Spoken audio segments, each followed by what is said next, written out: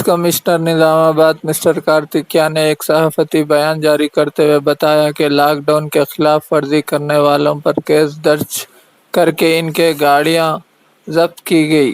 आज 137 गाड़ियां जब्त की गई, जिनमें दो टू व्हीलर 127, ऑटो 16 और फोर व्हीलर 4 शामिल है। इन गाड़ियों के मालिकों पर केस दर्ज करके इन पर कानूनी कार्रवाई की जा रही है।